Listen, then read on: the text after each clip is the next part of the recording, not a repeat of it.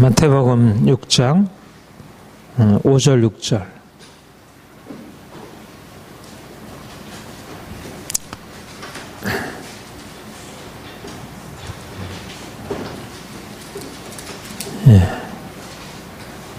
함께 봉독하겠습니다. 또 너희는 기도할 때 외식하는 자와 같이 하지 말라. 그들은 사람에게 보이려고 회당과 큰 거리에 위에 서서 기도하기를 좋아하느니라. 내가 진실로 너희에게 이르노니 그들은 자기 상을 이미 받았느니라.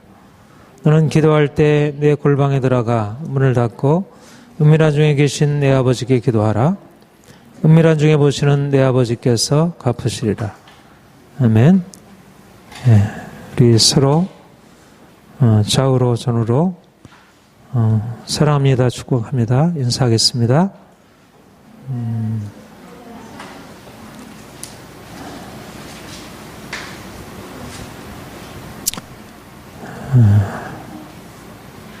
우리 인생에서 가장 중요한 것은 하나님을 아는 것입니다. 하나님을 아는 것이 인생의 가장 큰 복이라 우리가 예수 믿고 나서 여러 가지 많은 복을 이미 받아왔는데 그 복 중에 가장 큰 복은 하나님을 아는 것입니다. 하나님이 우리를 사랑하신다는 사실을 알고 우리가 그 사랑 안에서 살아가는 것, 내가 비록 부족하고 연약하지만 하나님이 예수 안에서 나를 사랑하시고 내가 지금도 그분의 사랑 안에 있다는 것, 그 사실을 알고 그것 때문에 인생이 행복하고 감사하고 그것이 바로 인생의 복입니다. 우리 인생에 필요한 것이 많이 있죠. 우리의 물질이 필요하고 또 사람들이 우리를 사랑해주고 칭찬해주고 그 모든 것들 우리의 귀한 일입니다. 그러나 가장 귀한 축복은 하나님이 나를 알아주시고 내가 하나님을 알고 하나님과 함께 살아간다는 것이 가장 귀한 일입니다. 오늘날 너무나 많은 사람들이 하나님을 알고 있지만 하나님이 어떠한 사랑으로 자신을 사랑하시는지를 제대로 잘 알지 못해서 늘 자신의 마음 안에 답답함, 고통, 그런 힘겨움들이 있습니다. 또 그런 것을 해소하려고 누군가 자기를 좀 인정해 주기를 바라고 사람들로부터 받는 인정에 목을 메고 그렇게 살아갑니다. 여러분, 우리에게 있는 가장 큰 갈망이 인정받는 것, 사랑받는 것입니다. 하나님의 사랑을 알지 못하면 너무나 이 사람들로부터 인정받지 못하는 것에 굉장히 마음이 힘겨워지고 외로워지고 힘들어집니다. 물론 우리가 가족의 사랑을 받아야 하고 친구의 사랑을 받아야 하고 동료들 또 주변의 사람들로부터 사랑을 받고 존경까지 받는다면 더할 나위 없이 좋겠지요. 그러나 사실 그 무엇보다도 우리에게 중요한 것은 하나님이 나를 아시고 나를 인정해 주시고 그분이 사랑해 주신다는 사실을 아는 것, 그게 진정한 복의 근원입니다. 우리 본문 말씀에 너는 기도할 때 내 골방에 들어가 문을 닫고 은밀한 중에 계신 내 아버지께 기도하라. 은밀한 중에 보시는 내 아버지께서 갚으시리라. 골방에 들어가 하나님께 기도하라. 이 말씀은 우리가 날마다 하나님께 나아가서 기도하라는 기도의 중요성을 가르치는 것이고, 또 더 나아가서는 우리 인생에 대한 가르침입니다. 기도란 하나님과의 관계를 의미하는 것입니다. 기도란 하나님, 나에게 이러저러한 것이 필요합니다. 좀 내가 물질적으로 이렇게 궁핍하니 나에게 돈을 주십시오. 우리 가정 안에 이런 어려움이 있으니 좀 이런 문제를 해결해 주십시오. 우리 사업에 있어서 이런 어려움에 봉착했습니다. 하나님 도와주세요. 물론 그런 것이 우리가 하나님 앞에 무엇인가 구하는 것, 이게 기도의 내용의 큰 부분을 차지하지만, 그러나 기도는 내가 무엇인가를 필요해서 구하는 것, 그보다 전제되는 게 뭐냐면, 하나님이 기도를 들으시는 분, 하나님과 나와의 관계가 무엇인지를 내가 알고, 나를 아시고 나를 사랑하시고 내가 가까이 와서 그분과 교제하기를 원하시는 그분과 관계를 맺는 것, 그것이 중요하다는 것입니다. 관계가 없는 사람은 기도를 할 수가 없습니다. 자기 엄마 아빠와 관계가 없으면 엄마 아빠에게 나가서 가장 작은 것도 구할 수가 없습니다. 뭔가를 구한다는 것은 관계를 전제하는 것입니다. 골방에 나아가 하나님 앞에 기도하라는 것은 하나님과의 관계 안에서 살라. 너무나 당연한 말이죠. 하나님이 우리 아버지시고 우리는 그분의 자녀들이고, 우리가 하나님이 우리를 사랑하신다는 그 음성을 들어야 하고, 또 우리는 하나님, 내가 당신을 믿습니다. 내가 당신을 사랑합니다. 내게 이런 것이 필요합니다. 이렇게 하나님과 그 관계 속에서 살아가는 것이 너무나 당연하잖아요. 그런데 안타까운 사실은 많은 사람들이 자기는 하나님의 자녀라고 생각하고 있지만, 아버지라고 부르고 있지만, 실제적으로 하나님과의 관계를 실질적인 관계로, 마치 부모와의 관계처럼, 친구와의 관계처럼 그렇게 실질적인 관계로 생각하지 못하고, 정말 진정으로 그분 앞에 나가서 자기의 마음을 털어놓지 못하고 그분으로부터 오는 그런 응답을 받지 못하고 있습니다. 기도란 하나님과의 관계 안으로 들어가서 사는 것. 기도하라 말씀하는 것은 이제 내가 하나님과의 관계 속에 살아라. 이 릴레이션십, 하나님과의 이 관계, 이게 인생의 가장 핵심이고 중요한 것입니다. 기도는 하나님이 나에게 주인이시고 그가 나의 보호자시고 공급자시고 인도자이심을 인정하는 것입니다. 나는 내가 스스로 아무것도 할 수 없는 자입니다. 나는 내 인생의 주인이 될 수 없습니다. 나는 당신이 지은 피조물이고 나는 당신이 기르는 양이며 당신의 인도와 보호가 없이는 한순간도 살아갈 수 없는 존재입니다. 우리가 하나님을 아버지라 부르고 예수를 나의 주라 고백할 때 그 안에 내포되어 있는 우리의 신앙 고백, 그것을 바로 우리가 인정하고 실천하는 것이 기도입니다. 나는 내가 스스로 아무것도 할 수 없고 하나님의 도움이 없다면 내가 도무지 살아갈 수 없다. 내가 스스로 해결할 수 없지만 하나님이 나를 도우시면 내 모든 문제를 내가 해결할 수 있다. 이것을 인정하면서 그분 앞에 나아가는 것입니다. 그래서 오히려 우리 인생이 모든 것이 형통하고 모든 것이 평안한 것보다 오히려 인생이 여러 가지 고통을 당하게 되고 문제를 만나게 되는 것이 복이 될 수 있습니다. 우리가 언제 하나님께 나아갑니까?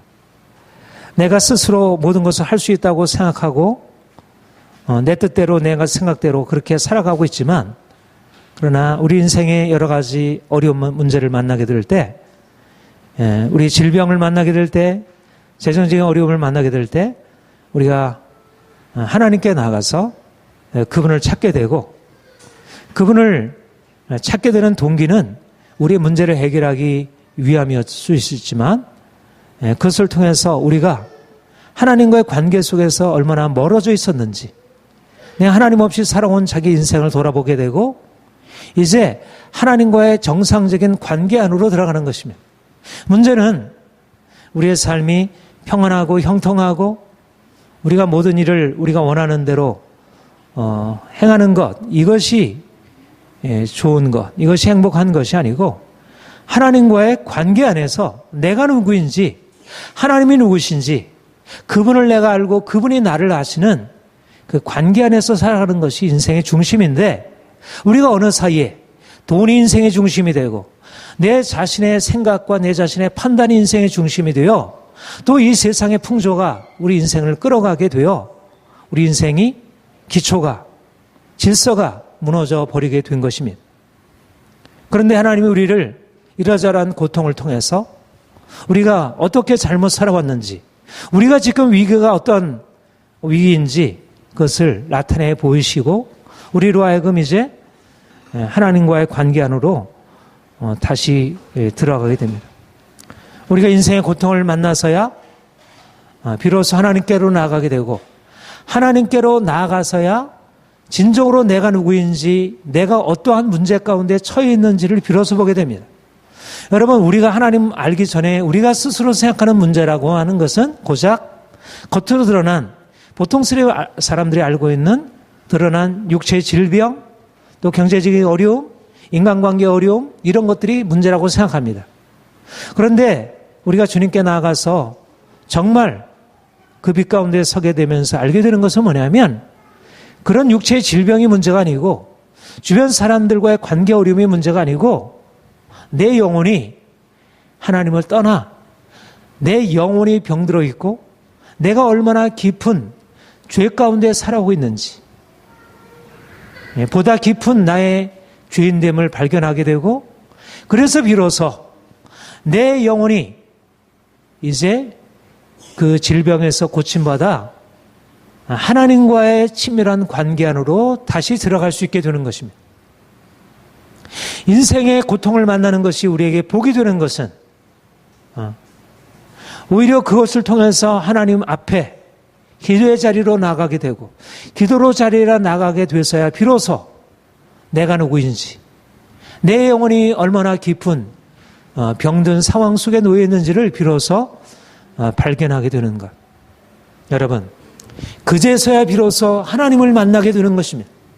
하나님이 나를 얼마나 사랑하시는지, 하나님이 내 인생의 문제를 해결해 주시지만 내 인생의 문제는 질병이 아니라 아픈 상처가 아니고 내가 하나님을 떠나 죄 가운데 살아왔다는 것. 그래서 내가 하나님을 만나서 내가 이제 비로소 하나님의 긍휼, 그 넓은 사랑을 알게 되고 인생을 고침받아 진정으로 주 안에서 자유한 삶을 살아갈 수 있게 되는 것입니다. 사랑하는 여러분, 영생은 하나님과 그의 보내신 자 예수 그리스도를 아는 것이라고 했습니다. 영원한 생명이란 우리가 하나님을 아는 것, 예수 그리스도 그분 안에서 하나님의 사랑을 발견하는 것, 그것이 바로 영원한 생명이고 우리가 그 생명의 삶을 여기서 살아갈 수 있습니다.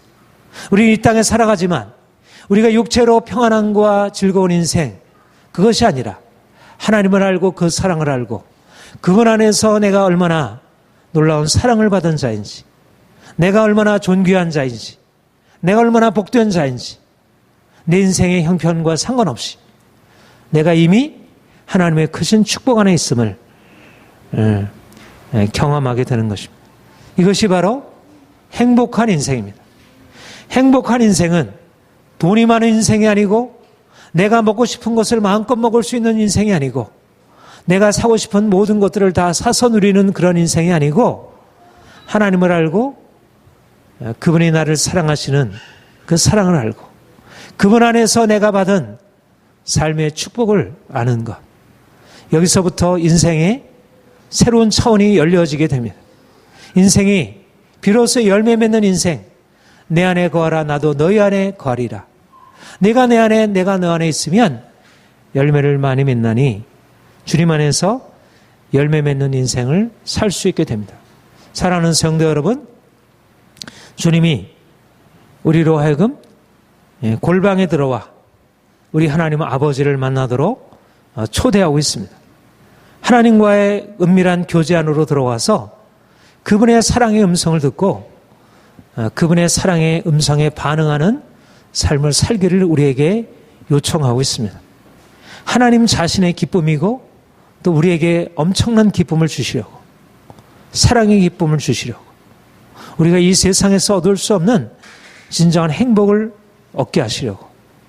그러므로 우리가 찬송가 내 기도하는 한 시간, 이보다 더 즐거운 시간, 기쁜 시간 없다는 그런 찬송가의 고백과 같이 하나님과의 만남의 자리, 하나님과의 함께하고 그분의 사랑을 새롭게 확인할 수 있는 그 자리로 나아가는 것만큼 중요한 것이 없습니다. 기도할 시간이 없을 만큼 인생이 바쁘다면 그것은 이미 깊은 문제 가운데 빠져 있는 것입니다. 오늘날 우리가 너무 바쁘죠. 너무 바쁜 인생을 살아가게 되겠습니다. 일에 바쁘고 놀기에 바쁘고 사람 만나기에 바쁘고 온갖 정보를 탐색하고 조사하기에 바쁩니다. 그러나 정작 하나님께로부터 오는 이 신호, 하나님께로부터 오는 정말 정보 중에 진정한 정보를 들을 시간이 없고 그분의 음성을 듣기에는 우리의 귀가 너무나 다른 것으로 많이 익숙해져 있습니다. 오늘날 너무나 많은 사람들이 분주하게 되어서 하나님께 나와 잠잠히 기도하고 그분의 음성을 들으려고 하지 않습니다. 여러분, 하나님과의 교제, 하나님과의 만남을 인생의 최우선순위로 삼기를 바랍니다. 여기서부터 인생이 건강하게 안정적인 토대 위에서 세워질 수 있습니다. 기도의 시간이 없어진 사람, 하나님 앞에 기도하는 것을 잃어버린 사람은 인생의 가장 중요한 기초를 잃어버린 사람입니다. 너는 기도할 때 골방에 들어가 문을 닫고 은밀한 중에 계신 내 아버지께 기도하라. 은밀한 중에 보시는 내 아버지께서 갚으시리라. 아주 특별한 말씀입니다. 우리가 너무나 많이 듣고 익숙해졌기 때문에 이 말씀이 특별하다는 사실을 우리가 잊고 살아오고 있지만, 그러나 이 말씀은 아주 중요한, 아주 특별한 말씀입니다. 골방에 들어가 문을 닫고 누구에게? 은밀한 중에 계신 네 아버지께 기도하라. 은밀한 중에 보시는 네 아버지께서 갚으시리라. 하나님이 누구신가? 은밀한 중에 계신 분이시고 은밀한 중에 우리를 살피시는 분이라는 것입니다. 이것은 하나님에 관한 중요한 지식입니다. 하나님은 누구신가? 인생과 다르다는 것입니다. 하나님은 눈에 보이지 않고 하나님은 우리가 이미 알고 익히 알고 있는 그런 수준에 계신 분이 아닙니다. 그리고 우리가 많은 사람들이 찾고 있고 많은 사람들이 당연하게 여기는 것에서는 하나님을 만날 수 없다는 것입니다. 은밀한 중에 계신 하나님을 만나기 위해서 보다 사람들이 찾지 않는 은밀한 중에 계신 그분 앞에 나아가야 합니다. 아무도 보지 않는 은밀한 장소에 하나님이 계십니다. 사람들이 많이 북적이고 사람들이 열광적으로 나아가는 그곳에 하나님이 계시지 않고 오히려 전혀 사람들이 찾을 생각도 없는, 전혀 사람들에게는 의미도 없고 아무런 것도, 오히려 그곳에 가면 외롭고 적막하고 인생이 허무하게 여겨지는 그곳에 오히려 하나님이 계시다는 것. 말하자면 우리가 하나님을 만나기 위해서 우리가 가지고 있는 이전의 관점, 우리의 기존의 관점, 우리가 이 세상에서 익숙해 살아왔던 삶의 방식을 내려놓고 살아가지 않으면 우리가 하나님을 만날 수 없다는 것입니다. 하나님과 교제하는 것, 하나님과 만나는 것은 사실은 우리가 이전의 삶의 방식을 저버리는 것입니다. 거기서 나오는 것입니다. 우리는 골방에 들어가 은밀한 중에 계신 그분을 만나기보다 한 시간도 짧은 몇 분조차도 참아내지 못하고 우리는 만나서 얘기해야 하고 들어야 하고 또 오늘날은 거기에 못 미쳐가지고 수많은 세계 곳곳에서 흩어져 쏟아지고 있는 수많은 정보에 우리 자신을 노출시키고 거기에 매여서 살아가고 있습니다. 쓸데없는 많은 것들이 우리의 귀를 장악하고 있고 은밀한 중에 계신 그분의 음성을 들을 수 있는 시간과 공간이 허락되어 있지 않습니다.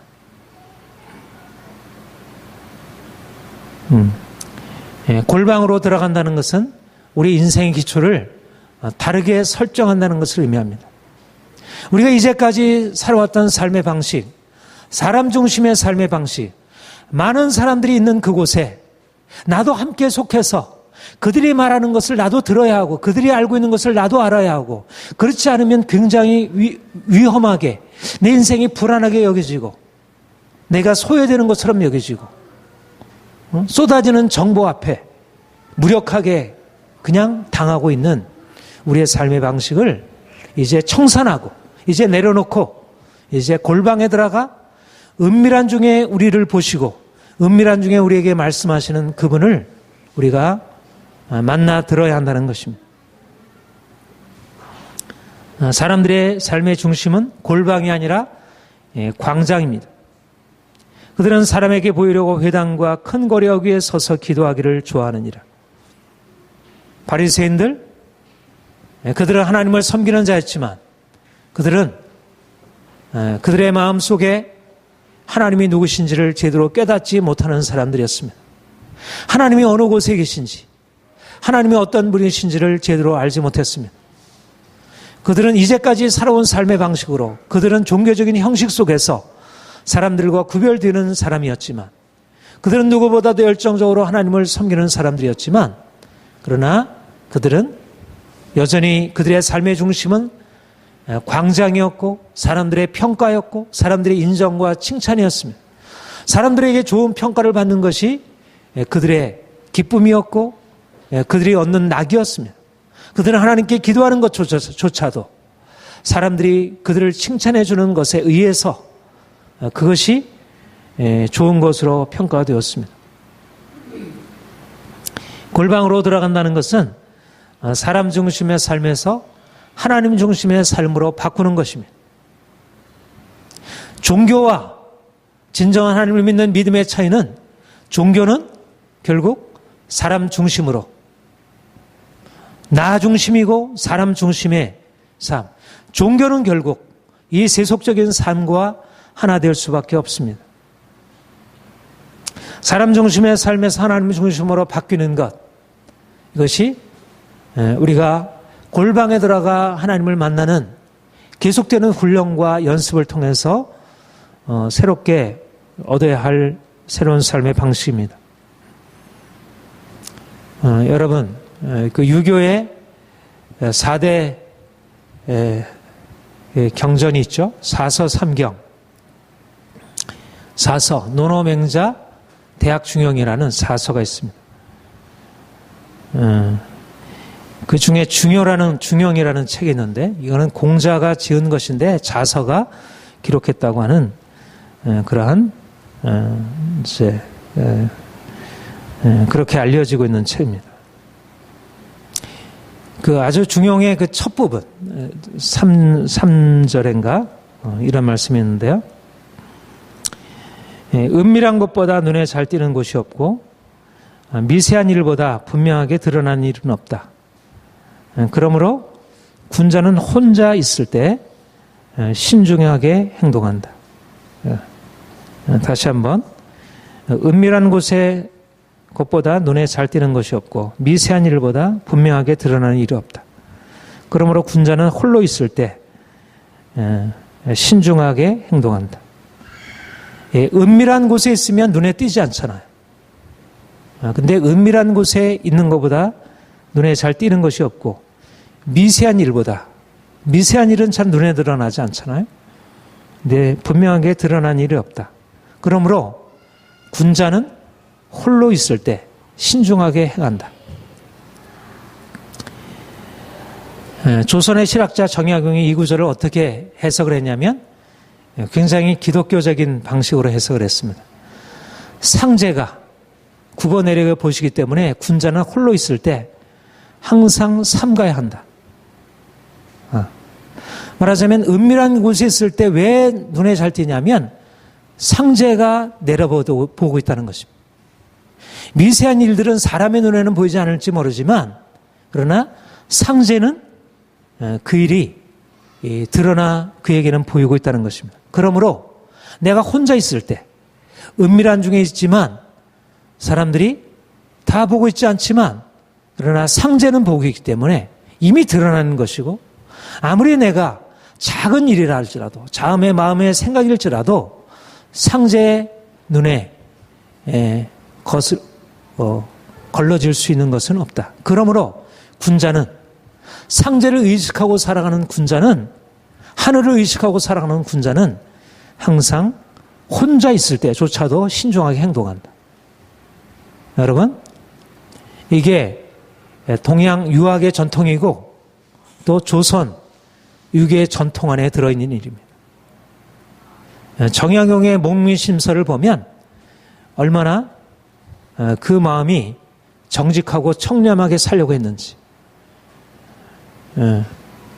사실은 조선의 우리 유학에 대해서 여러 가지 비판적으로 부정적으로 볼 수 있는 것이 많이 있지만 그러나 굉장히 건강한 정신이 살아있는 것을 봅니다. 말하자면 인생이 어떻게 건강한 삶을 살아갈 수 있을까? 오늘날 이 시대야말로 우리 예전의 조상들이 우리가 붙들었던 유학의 건강한 정신보다 못한 그런 방식으로 떨어져 있는 것입니다. 그들은 하나님을 인격적으로 만나지 못한 사람들이지만 그럼에도 불구하고 그들 안에는 하늘을 두려워하는 마음이 있었고 그래서 혼자 있을 때조차 자기의 처신을 그렇게 경건하고 정직하고 성실하게 행동하려고 했습니다. 오늘날 많은 사람들의 삶의 모습은 어떻습니까? 사람들이 보는 앞에서도 담대하게 죄악을 저지르는 악한 세대가 되었습니다. 부끄러울 것을 부끄러워할 줄 모르고 오히려 부끄러운 것을 자랑하는 이런 악하고 음란한 세대가 되었습니다. 홀로 있을 때조차 부끄러워해야 할 것들을 이제는 드러내놓고 자랑하는 것이 악한 세대가 되었고 오히려 이것을 사람들이 오히려 즐거워하고 오히려 이것을 인정하고 박수치고 오히려 이런 것에 대하여 자신의 삶을 지키려고 하면 고루하다, 융통성이 없다, 이렇게 배척을 받는 시대가 되었습니다. 그리고 정말 오늘날 이 시대는 사람들 보이는 앞에서조차 그러하다면 혼자 있을 때는 더 악한 욕망들, 반사회적인 욕망과 거짓과 불의를 꾀하고 음모를 꾀하고 온갖 욕심을 가지고 살아가고 있습니다. 사람들에게 있어서 중요한 것은 사람들입니다. 사람들의 평가입니다. 바리새인들이 그러했듯이 사람들에게 보이려고 의를 행하고 사람들에게 보이려고 선을 행하고 그렇기 때문에 혼자 있을 때 진정한 자기 자신을 발견하기보다 오히려 악한 본성을 허용하게 됩니다. 그러므로 이들이 행하는 행위들은 사람들 보기에는 선한 행위, 좋은 행위일지 모르지만 오늘날 많은 사람들이 겉으로 볼 때 화려하고 그럴듯해 보이지만 그들의 마음속에는 거짓과 불의와 악한 정욕과 탐욕을 감추고 살아가는 것입니다. 그것을 너무나 당연하게 여기고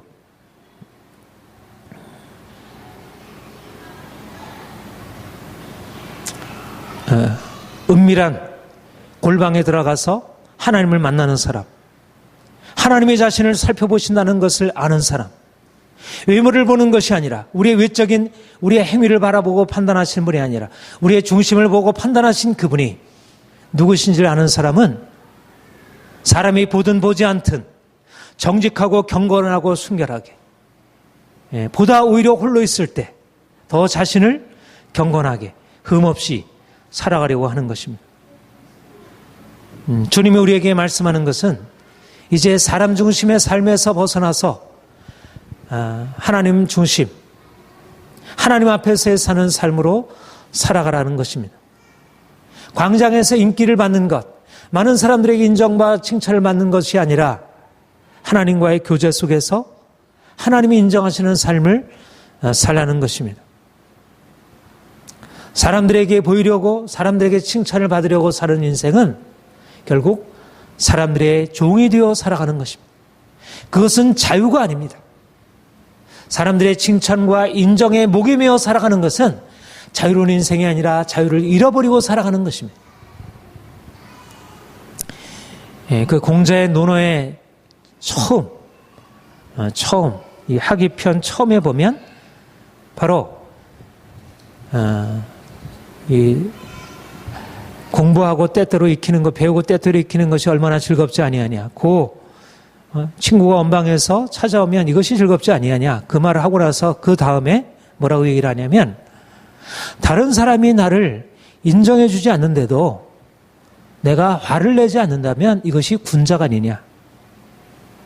다른 사람이 나를 인정해 주지 않는데 화를 내지 않으면 이게 군자가 아니냐. 말하자면 중용에서 얘기하는 것처럼 내가 사람이 보든 보지 않든 내가 하나님 앞에서 내 자신을 정결하게 하고 의롭게 하고 정직하게 행하게 되면 사람들이 나를 칭찬해 주든 칭찬해 주지 않든 그게 별로 대수롭지 않다는 것입니다. 사람들의 평가는 어느 날은 올라갔다 어느 날은 내려갔다. 인기라고 하는 것은 얼마나 허망한 일입니까? 인기를 쫓아 행하게 되면 인생은 초라해지게 되어 있습니다. 결국 그래서 인기와 함께 마음이 올라갔다가 인기와 함께 마음이 내려가고 고통을 당하게 되었습니다.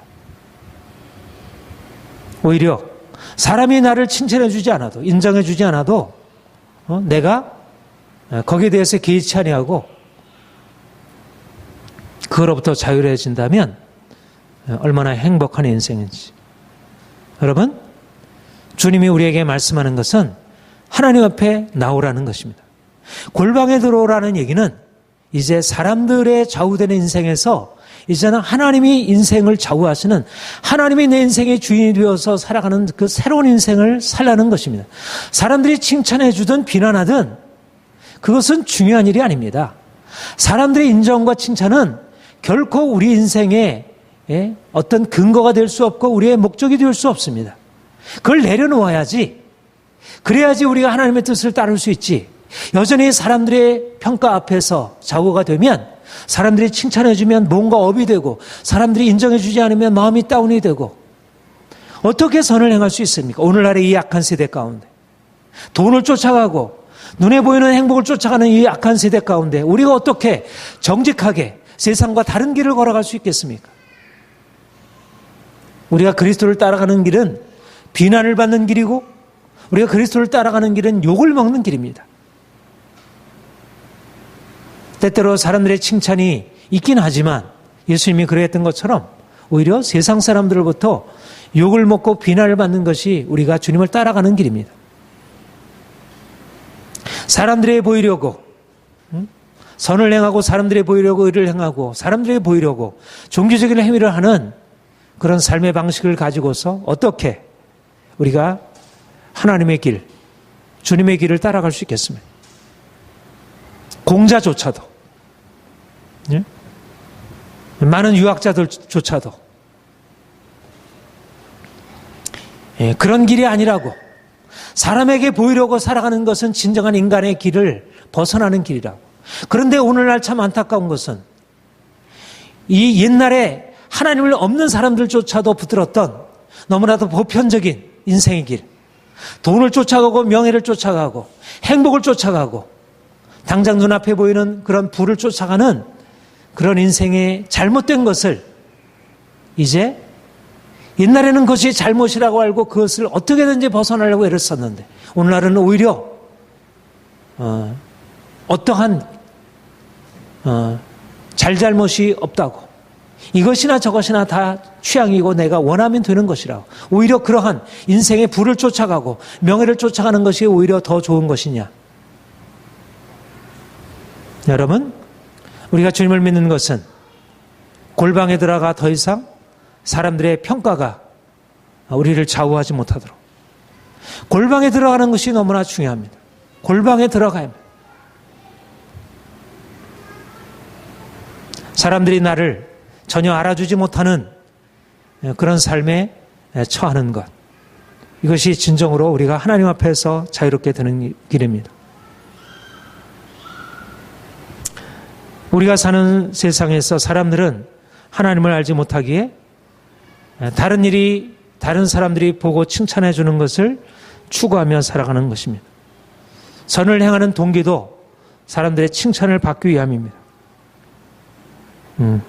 우리가 골방으로 들어가는 이유는 이러한 사람들로부터 분리되기 위함이고, 그러나 단지 소극적으로 이런 사람들과 떨어져 살기 위함이 아니라 사람들을 그런 잘못된 인생에서 사람들을 돌이키게 하기 위함입니다.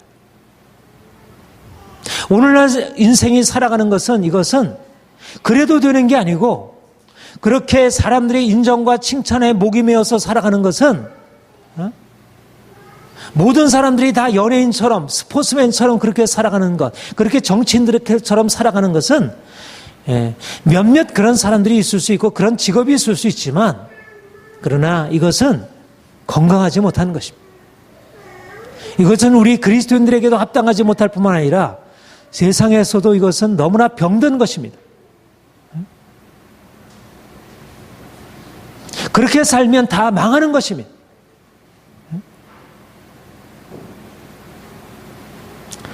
진정한 인간의 본성을 잃어버린 것입니다. 공자가 가르쳐주고 모든 이제까지의 동양의 고전들과 서양의 현인들이 가르쳐줬던 모든 그런 인생의 기본적인 진리를 잃어버리는 것입니다. 사람들이 하나님을 알지 못하게 되면 기본적인 인간의 본성을 저버리고 헛된 인생의 욕망을 쫓아 살아가게 되었습니다. 뭐가 그렇게 돈이 중요합니까? 사람들로부터 얻는 인기와 칭찬이 뭐가 그렇게 중요합니까? 그런데 너무 과도하게, 물론 그것이 부분적으로 우리에게 필요하지만 너무 과도하게, 큰 사람이나 작은 사람이나 할 것 없이 너무 과도한 돈에 대한 욕망, 인기에 대한 욕망 가운데 살아가고 너무 그것이 인생을 좌우하고 살아가고 있는 것입니다.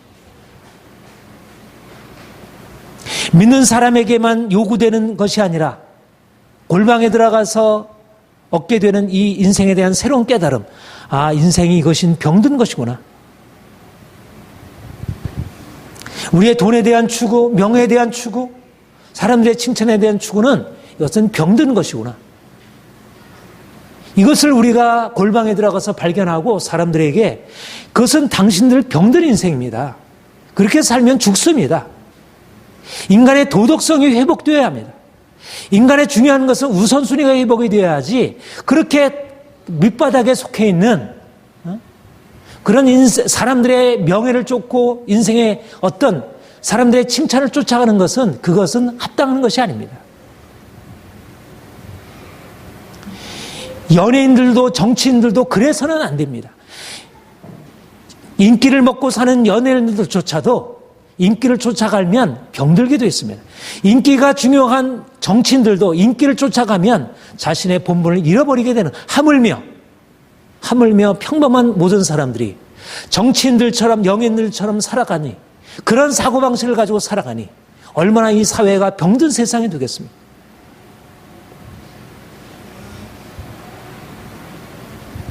저는 요즘 세상을 바라보면 너무 그야말로 이 세계가 정치인들로부터 시작해가지고 연예인들이, 그리고 온통 세상의 지도자들이 온통 이 세상을 완전히 뒤집어 놓고 있고 질서를 무너뜨려 놓고 있습니다.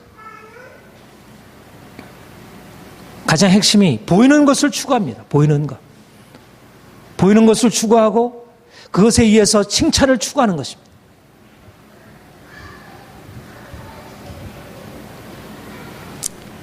골방에 들어가서 비로소 우리는 하나님을 만나게 됩니다. 하나님의 임재 앞에 서게 됩니다. 우리가 그곳에 들어가서 비로소 우리 자신이 누구인지, 인생에 가장 중요한 것이 무엇인지, 무엇이 중요하고 무엇이 덜 중요한지, 무엇이 선이고 무엇이 후인지, 무엇이 본이고 무엇이 말인지.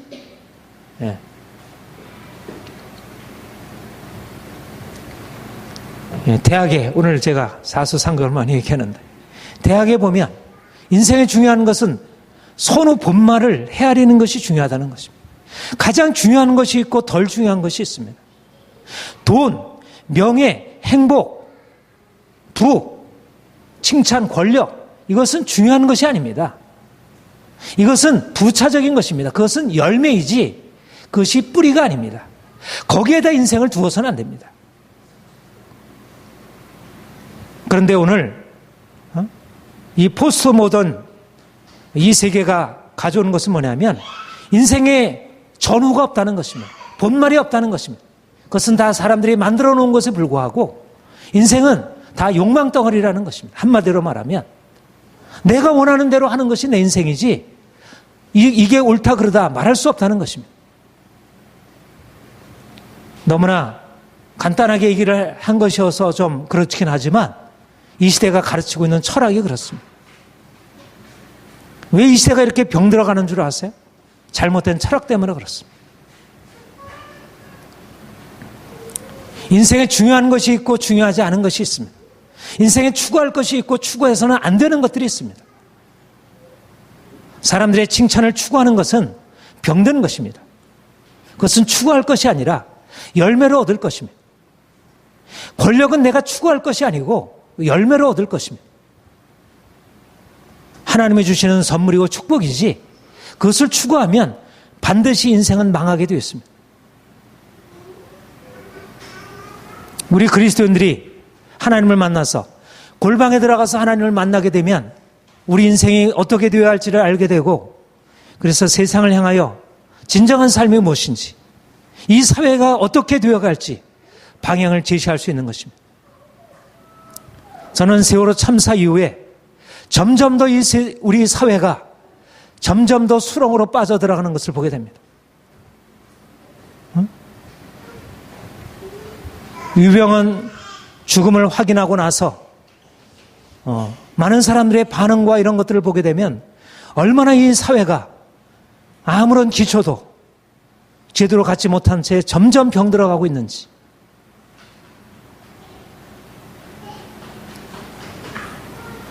중요한 것은 골방에 들어가서 전능하신 하나님, 영원하신 하나님, 모든 만물보다 더 크신 하나님, 천지를 창조하시고 홀로 주관하시는 그 하나님을 만나야 합니다.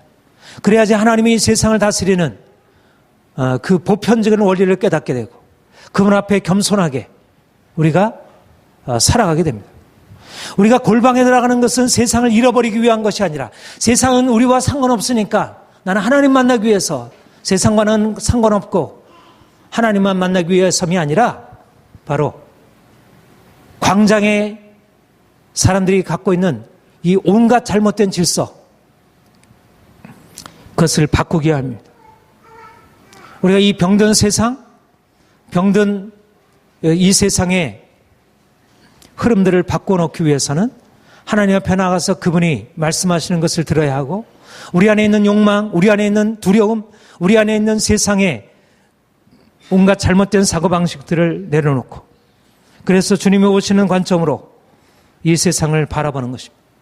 사람들의 삶이 얼마나 병들어 있는지, 하나님을 떠난 삶이 얼마나 위험한지 이것을 깨닫고, 그래서 우리 주변을 새롭게 바꾸기 위함입니다. 하나님이 우리에게 사명을 부여하셨습니다. 위선적인 세상을 향하여, 헛된 세상의 욕망을 추구하는 세상을 향하여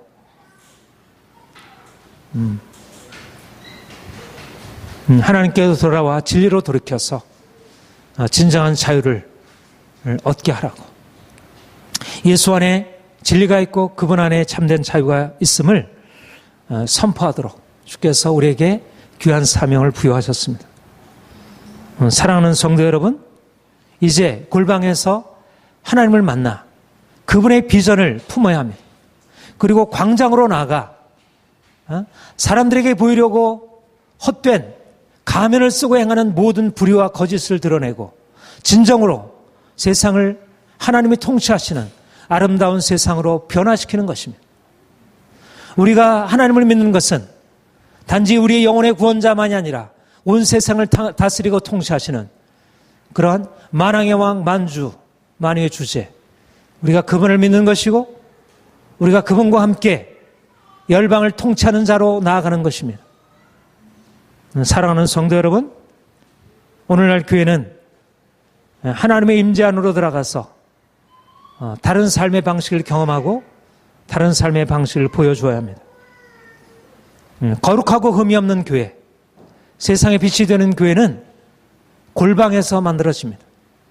골방에 들어가지 않으면 거룩한 하나님의 빛을 경험할 수 없고 세상을 향하여 빛을 비출 수가 없습니다. 이 세상은 우리가 골방에 들어갈 것을 요구하고 있습니다. 골방에 들어가야 이 세상에 희망이 열리게 됩니다. 골방에서 비로소 이 세상을 향한 하나님의 비전이 열려지게 됩니다. 이사야가 경험했던 그 비전, 하나님이 통치하신다는 엄청난 비전이 골방에 들어가서야 비로소 깨달아질 수 있는 것입니다. 교회가 골방에 들어가서 하나님을 만나야 비로소 이 세상 속에서 악한 자들이 빛의 가면을 쓰고 사람들을 현혹하고 사람들을 구렁으로 이끌어가는 것에 대하여 그 거짓을 드러내고 깨뜨릴 수 있습니다. 지금 제3, 제4의 유병언이 계속 등장할 것입니다. 계속 제3, 제4의 유병언이 등장해서 사람들을 현혹시키고 정치인들이 등장하고 경제인들이 등장하고 그리고 사업가들이 등장하고 목회자들이 등장해서 사람들을 현혹하여 그래서 이 사회를 점점 병들게 만들 것입니다. 누가 이것을 구별할 것인가? 골방에 들어가 하나님의 음성을 듣는 사람, 하나님의 비전을 받는 사람. 그래서 우리가 하나님 앞에 날마다 서야 할 것입니다. 함께 기도하겠습니다.